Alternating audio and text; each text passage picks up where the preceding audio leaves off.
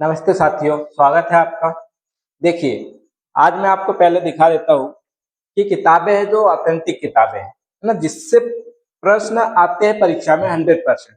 कुछ प्रश्न तो डायरेक्ट मतलब इसी से आते हैं और इनसे आने के पीछे का कारण क्या है कि ऑथेंटिक किताबें हैं और इससे क्या होता है, प्रमाण दिया जाता है। आयोग में या कहीं भी अगर एग्जाम होता है, अगर कुछ प्रश्न में दिक्कत आती है तो इन्हीं किताबों का प्रमाण दिया जाता है। इसलिए जो परीक्षा में क्वेश्चन बनाए जाते हैं तो अधिकतर इसी से बनाए जाते हैं ताकि कोई गलती अगर होती है तो इसका प्रमाण रहता है तो उससे बच सके। ठीक है, तो देखिए, आज मैं जो आपको बताने वाला हूँ ऐसी किताबें और भी हैं जिससे कि परीक्षा में प्रश्न आए हुए हैं।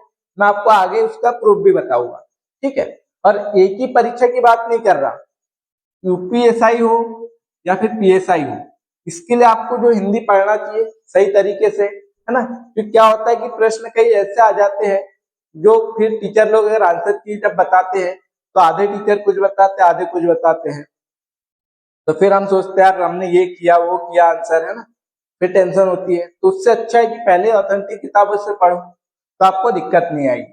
तो यूपीएसआई या पीएसआई का जो सिलेबस है लगभग मिलता जुलता है ना? उसमें क्या है, कुछ 18 जो टॉपिक है दोनों में सेम टॉपिक है। ठीक है, दोनों में यूपीएसआई या पीएसआई के लिए। तो इसके लिए मैं कक्षाएं चालू करने वाला हूँ प्रश्नावली। तो इसमें जो यूपीएसआई की तैयारी कर रहे हैं या फिर पीएसआई की, तो उनके लिए बहुत ही महत्वपूर्ण हो जाएगी। देख लीजिए, 18 जो टॉपिक है सेम है, बाकी पीएसआई में कुछ टॉपिक अलग है और यूपीएसआई में कुछ टॉपिक अलग है। तो उसके जो क्वेश्चन रहेंगे लास्ट में रहेंगे, है ना? और इससे अलग से भी क्लास लगाई जाएगी उसकी। चलिए, उसके पहले मैं आपको बता देता हूँ, ये है राजस्थान पीएसआई का हिंदी का सिलेबस है। ठीक है, आपने सिलेबस वगैरह तो देख लिया होगा कि भर्ती कब से आ गई है ना? ये है यूपीएसआई का है सिलेबस। ठीक है, सिलेबस को छोड़ते हैं, हम अगर अभी की बात करें तो अभी 2025 में जो पेपर हुआ है ना, रीट लेवल 2, इसका प्रश्न पत्र मिला लीजिए, या फिर आर ओ का एग्जाम जो हुआ है उत्तराखंड में, ये मिला लीजिए, या फिर अभी जो फिलहाल हुआ है ना, एक आध हफ्ते पहले पटवार का,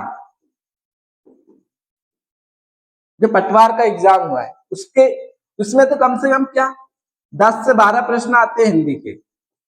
और आप ये जो किताबें हैं इसमें से उसमें कितने प्रश्न फंसे हैं डायरेक्ट, 6 से 8 प्रश्न डायरेक्ट किसके हैं, ये किताबों से है। तो देखिए, आप अगर प्रश्न आपने देखा होगा, अब ये तो पेपर हो गए पुराने, है ना? तो आपने इसका मिले ना मिले तो अभी तो आपने देखा होगा तो आपको याद होंगे कौन कौन से प्रश्न आए हैं। ठीक है, तो देखिए, जैसे उपसर्ग का जो प्रश्न आया था तो उसमें ये जो है वासुदेव नंदन, है ना? ये देखिए, वासुदेव नंदन प्रसाद, इनकी किताब है। तो जैसे आप उपसर्ग का पन्ना ओपन करते हो तो पहला पन्ना इधर है और दूसरे पन्ने में संस्कृत के जो 22 उपसर्ग है, तो शुरू में जो 22 उपसर्ग है उसके बारे में जो बताया है उसी में 7-8 उदाहरण दे के समझाया है कि किस प्रकार से है। तो उसी में आप देखोगे कि आपको पर्याप्त शब्द मिलता है और पर्याप्त में क्या पूछा गया, उपसर्ग। ये अभी के एग्जाम में आया था पटवार में। आगे अगर चले, देखिए ऐसे कई प्रश्न आते हैं इसमें कि दो ऑप्शन में लगता है कि ये है या फिर ये है, और काफी टीचर लोग भी यही करते हैं कि कुछ आंसर की में बताएंगे कि इसका आंसर ये है और इसका आंसर ये है, अलग अलग बताते हैं। तो उसका डाउट क्लियर करना है तो कहाँ से होगा, कांता प्रसाद गुरु से होगा, वासुदेव नंदन से होगा, है ना, हरदेव बहारी से होगा। तो देखिए, ये अनीय दर्शनीय है ना, अनीय और ईय प्रत्यय वाले काफी आए हैं राजस्थान में। राजस्थान के जितने भी एग्जाम हुए उसमें लगभग ये आते ही है। ठीक है, तो शुरू में ही दे दिया है यहाँ पे। हम देखिए प्रत्यय में, ये देखिए, ये आपने बहुत कम ही पढ़ने को मिला होगा, भार, है ना, भार शब्द, इसमें कौन सा प्रत्यय है, तो यहाँ पे है अप्रत्यय। ये भार धातु से बना है, ये डायरेक्ट पहला ही है, पहला ही उदाहरण लेके दे दिया है।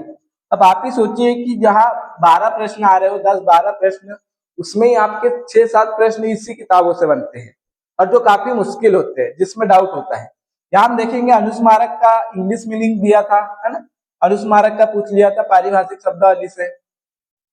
ये है किताब से डायरेक्ट। और देखिए, ये प्रश्न में बहुत सी दिक्कत आ रही थी। ये देखिए पट और पट ये पूछा गया था शब्द युग्म में, तो इसका अर्थ तख्ता या उल्टा होता है, मतलब इसका अर्थ क्या होता है, दरवाजा होता है, दरवाजा या किवाड़, उसी को तख्ता कहते हैं। ठीक है, और पट का अर्थ होता है कपड़ा, ये आया हुआ है। इसमें हम देखेंगे विलोम शब्द में क्या पूछा है, विलोम में प्रज्ञ का पूछा है, तो प्रज्ञ का क्या हो जाता है, अज्ञ हो जाता है, विलोम दिया हुआ है। प्रज्ञ विज्ञ दोनों सेम है, इसका विलोम क्या है, अज्ञ है। चलिए इतने ही पेज लगाए हैं, बाकी अगर आपको देखना हो तो एआरओ का पेपर देख लो, पीएसआई का पेपर देख लो 2021 का पुराना, ठीक है, वही आप यूपी पुलिस का पेपर देख सकते हो। और इन किताब अगर आपके पास है ये किताबें, तो उसमें आप आराम से देख सकते हो, आपको काफी क्वेश्चन इसी में के मिलेंगे। इसमें के आने के पीछे का रीजन ये है कि ऑथेंटिक किताबें हैं।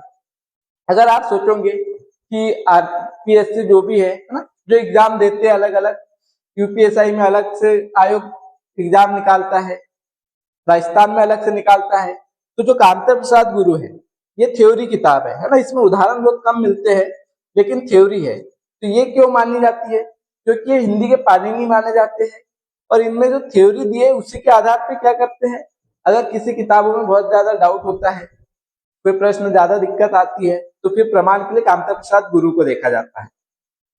ठीक है, तो परीक्षा में जो परीक्षक होता है, जो पेपर बनाता है, वो भी सोचता है कि इसी से प्रश्न निकाल लिए जाए, ताकि उनको प्रमाण के लिए कोई दिक्कत ही नहीं, ना क्वेश्चन डिलीट करना पड़े, ना कोई प्रॉब्लम ना आए, इसलिए ये किताबों से अधिकतर क्वेश्चन बनाए जाते हैं। ठीक है, तो हम क्या करेंगे कि कम से कम 40-50 क्वेश्चन, ठीक है, एक क्लास में हम कम से कम 40-50 क्वेश्चन करेंगे। सबसे पहले तो हम ये करेंगे कि इन किताबों में जो प्रश्न दिए हैं, जो उदाहरण दिए हैं, उसी के आधार पर मैं आपको प्रश्न लागू दूंगा। कम से कम 50 प्रश्न या फिर 40 प्रश्न, है ना, 40 प्रश्न या 50 प्रश्न की एक क्लास रहते जाएगी। और साथ में अगर आपको परीक्षा में जो प्रश्न आते हैं उसका लेवल देखना है, तो इंस्टाग्राम की आईडी है मेरी कपिल सर हिंदी करके, वहां पे क्वेश्चन डले हुए हैं, हर दिन उस पर क्वेश्चन डलते हैं, स्टोरी पे मैं क्वेश्चन लगाता हूँ। अगर आपको कोई डाउट रहता है तो आप रिप्लाई कर सकते हैं, है ना, उस पर मैसेज कर सकते हैं, मुझसे बात कर सकते हैं, कोई भी डाउट हो आपको हिंदी में कि क्या मानना चाहिए, ठीक है, तो उस आधार पे आप मान सकते हो। और देखिए एक जो प्रश्न आया था रीट लेवल 2 में, उसमें पूछा था वाहन का पुल्लिंग।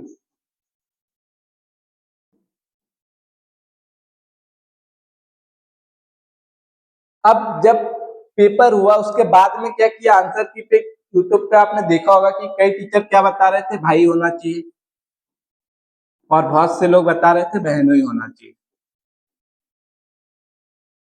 और आप राजस्थान की बुक देखोगे तो उसमें क्या दिया है, भाई बहन भी दिया हुआ है।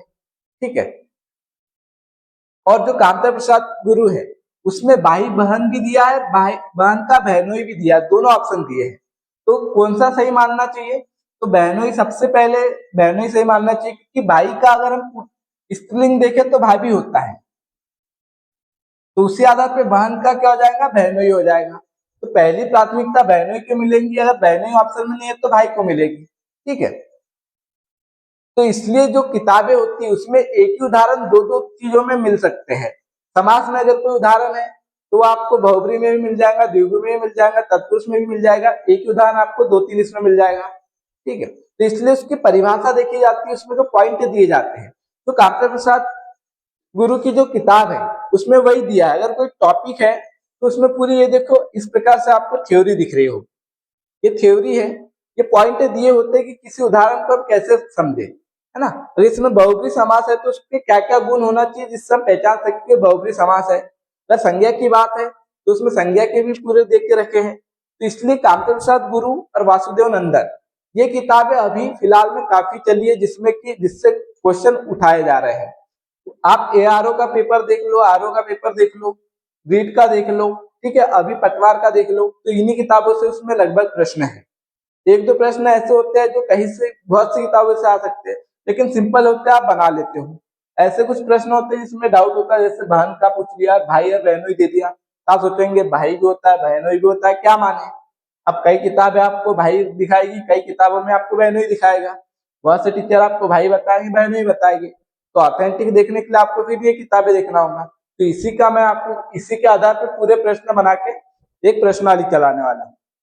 तो यूपीएसआई और पीएसआई की तैयारी करने वाले लोग जरूर जुड़े, जिससे आपको बहुत ही फायदा होने वाला है। साथ में अगर आप और भी किसी एग्जाम की तैयारी कर रहे हो, तो पीएसआई और यूपीएसआई इनके सिलेबस में सभी एग्जाम के जितने भी हिंदी के एग्जाम है, हिंदी जिसमें भी आती है, तो पूरी ग्रामर ये इसमें पूरी कवर हो जाती है। इसमें लगभग दोनों का अगर हम सिलेबस मिला ले, तो पूरी हिंदी ग्रामर दोनों में आ जाती है, पीएसआई और यूपीएसआई। ठीक है, चलिए, धन्यवाद।